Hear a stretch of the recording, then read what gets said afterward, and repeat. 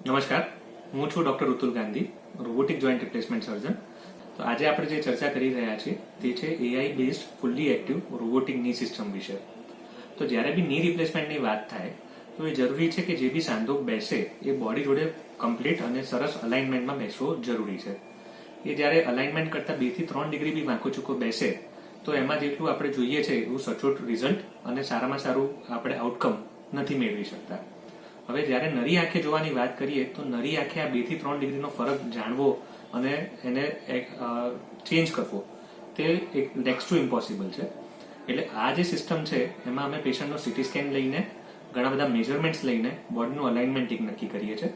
એ અલાઇનમેન્ટની નક્કી કરીને એના ઉપર અમે નવું આખું ઓપરેશન પ્લાન કરીએ છીએ, જેના કારણે આજે નવો સાંધો છે બોડી જોડે કમ્પ્લીટ અલાઇનમેન્ટમાં બેસે. અને એ પ્લાનિંગમાં બી નાના મોટા ફેરફાર કરીને પેશન્ટને કેવી રીતના સારામાં સારું રિઝલ્ટ મેળવી શકીએ તે અમે કોમ્પ્યુટરમાં રિહર્સલની રૂપે ઘણા બધા ઓપરેશન કરીએ છીએ. તે પછી એક વખત એક અમને પરફેક્ટ અને એક્યુરેટ એક ઓપરેશન અમને મળે તે પ્લાન અમે ફાઇનલ કરતા હોઈએ છીએ અને એ પ્લાન પછી અમે રોબોટિક આર્મમાં ફિટ કરતા હોઈએ છીએ. અમારો જે રોબોટિક આર્મ છે એ 6 ડિગ્રી મૂવમેન્ટ કરી શકે તે રીતનો રોબોટિક આર્મ છે. એટલે જે બી પ્લાન થયો એને પૂરેપૂરી ચોકસાઈથી અને પ્રિસિઝનથી એને એક્ઝિક્યુટ કરવા માટે આ રોબોટિક આર્મ આપણને હેલ્પફુલ થાય છે. એટલે રોબોટિક આર્મ જ્યારે ઓપરેશનની અંદર ઓપરેશન થિયેટરની અંદર જે પ્લાન મેં ઓફિસમાં બનાવ્યો હોય એને પૂરેપૂરો સારી રીતના એક્ઝિક્યુટ કરે તેના માટેની એક આ સિસ્ટમ છે, જેને અમે AI base fully active robotic system Meesho robotic system કહીએ છીએ. સો ઘૂંટણના ઘસારાની વાત કરીએ તો ઘૂંટણનો ઘસારો શું છે? તો જે બી આપણો ઘૂંટણ છે 2 હાડકાથી બનેલો હોય છે. ઉપર થાપાનું હાડકું આવે અને નીચે નળાનું હાડકું આવે. એ 2 હાડકા મળે અને મૂવમેન્ટ થાય ત્યાં ભગવાને પોચી લીસી સપાટી આપેલી છે, જેને આપણે ગુજરાતીમાં ગાદી કહીએ છીએ. એ ગાદી ઉત્તરોત્તર જેમ જેમ ઘસાય એમ આપણને આ ઘસારાની તકલીફ થતી હોય છે. હવે એ જે ઘસારો છે એને અમારી ભાષામાં એટલે મેડિકલની ભાષામાં અમે 4 સ્ટેજમાં તબક્કામાં વર્ણવીએ છીએ. એટલે જ્યારે થોડું ઘણું ઘસાયેલું હોય 20% જેટલી ઘસાઈ હોય તો એને સ્ટેજ 1 કહેવાય. 20 થી 50% ઘસાય એને સ્ટેજ 2 કહેવાય. 50 થી 80% ઘસાય એને સ્ટેજ 3 અને 80% થી વધારે ઘસાઈ જાય એને સ્ટેજ 4 કહેવાય. એટલે આ વાત થઈ આપણે ઘૂંટણના ઘસારાની. હવે ગાદી ઘસાય છે કેમ? તો એમાં મૂળભૂત એક વસ્તુ છે જે ઉંમરની જોડે જે બોડીની રિપેરિંગ પ્રોસેસ હોય તે ઓછી થઈ જાય છે. એના કારણે જે બી જે ઘસારો થાય એને રિપેર બોડી નથી કરી શકતી અને ઉત્તરોત્તર એ બધું એડ થયા કરે, જેના કારણે ઘસારો થાય છે. આજકાલ આપ જોશો તો નાની ઉંમરમાં એટલે 45-50 વર્ષની ઉંમરમાં બી લોકોને ઘસારાની તકલીફ થવા લાગી છે. અને આપ આજુબાજુ જોશો તો લગભગ બધાને 60 વર્ષની ઉપર બધાને આ ઘસારાની તકલીફ હોય છે. તો તમને મનમાં એવું થતું છે કે હવે આ ઘસારો અત્યારે કેમ વધી ગયો?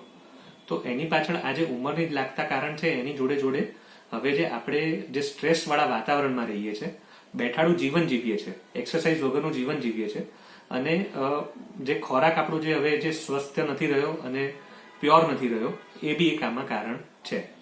એટલે જ્યારે આપણે એવું વિચારીએ કે ભાઈ મને આગળ જઈને ઘસારો ના થાય, આ ઘસારાની તકલીફ ઓછી થાય તો એના માટે આપણે શું કરવું? તો એના માટે રેગ્યુલર એક કસરત યા એક્સરસાઇઝ કરવી, રેગ્યુલર મેડિટેશન અને યોગા કરવું, હેલ્ધી લાઇફસ્ટાઇલ અને હેલ્ધી ફૂડ હેબિટ્સ રાખવી તે ખાસ જરૂરી છે. અને જ્યારે બી આપને આ તકલીફ થાય તો એના માટેની કેટલીક સ્પેશિયલ દવાઓ હોય છે, કેટલીક સ્પેશિયલ ફિઝિયોથેરાપી હોય છે. એ જો શરૂઆતના તબક્કામાં આપણે કરીએ તો આનું જે આગળ વધવાની જે સ્પીડ છે એને ઘણી ઓછી કરી શકતા હોઈએ છીએ. સો રોબોટિક ની રિપ્લેસમેન્ટ અને મેન્યુઅલ ની રિપ્લેસમેન્ટ એ બંને વચ્ચેની જ્યારે આપણે ચર્ચા કરીએ તો મેન્યુઅલ ની રિપ્લેસમેન્ટમાં એક્સપિરિયન્સ સર્જન જોડે બી જ્યારે ઓપરેશન થાય તો લગભગ 90 થી 92% સક્સેસ રેશિયો એનો હોય છે. જ્યારે રોબોટિક સિસ્ટમનો એક્યુરસી રેશિયો લગભગ 99.99% છે. તેથી એ એકદમ પ્રિસાઇઝ, એકદમ એક્યુરેટ અને ચોકસાઈપૂર્વકનું રિઝલ્ટ આપે તેવી સિસ્ટમ છે. સમયની મર્યાદાની વાત કરીએ તો કોઈ બી ઓપરેશન અમે કરતા હોઈએ તેમાં જે મેઇન એટલે જે સર્જન સ્ટેપ્સ કરતા હોય છે એમાં લગભગ 35 થી 40 મિનિટનો ટાઈમ લાગતો હોય છે. જ્યારે રોબોટિક સર્જરીથી આપણે જ્યારે ઓપરેશન કરીએ તેમાં 45 થી 50 મિનિટનો ટાઈમ લાગતો હોય છે. એટલે લગભગ 10 થી 15 મિનિટનો આમાં ફરક પડતો હોય. અને 10 થી 15 મિનિટ જ્યારે આપણે લાંબા ગાળે જોઈએ તો એટલો મોટો ફરક નથી. પણ એના કારણે જો પેશન્ટને લાંબુ આયુષ્ય મળે અને ચોકસાઈપૂર્વકનું રિઝલ્ટ મળે તો એ 15 મિનિટને આપણે ખર્ચવી વધારે જરૂરી છે. ફાઇનાન્સીસની વાત કરીએ કે ફાઇનાન્શિયલ બર્ડનની વાત કરીએ તો શોર્ટ ટર્મ ફાઇનાન્શિયલ બર્ડનમાં એવું થાય કે જે રૂટીન ઓપરેશન છે એના કરતાં 10% આમાં વધારો થતો હોય પેકેજમાં. પણ જ્યારે લોંગ ટર્મ વાત કરીએ કે સમજો કે જે ઓપરેશન કર્યું ને 10 વર્ષે ફેલ થઈ જાય અને તમારે કદાચ બીજું ઓપરેશન કરવું પડે, એના કરતાં જ્યારે રોબોટિકથી સર્જરી કરવાનું જો 20, 25, 30 વર્ષ સુધી ચાલે તો તમારો એ જે ફાઇનાન્શિયલ ફાયદો છે તેને હું રૂપિયા રૂપે કે ફાઇનાન્શિયલી એને આપણે વણવી નહીં શકીએ, કારણ કે આપણે એક શરીર જોડે યા હ્યુમન બોડી જોડે કામ કરી રહ્યા છીએ. એટલે હ્યુમન બોડીમાં જ્યારે કદાચ બીજું ઓપરેશન અને બીજું એની જે મેન્ટલ અને સાયકોલોજીકલ ઇફેક્ટ થાય એમાંથી જો આપણે બચી જઈએ તો એ ખરેખર ખૂબ ફાયદાકારક છે. મારું નામ કૌશિક કુમાર ધનજીભાઈ ગજ્જર. હું રહું છું નાનપા ગામમાં.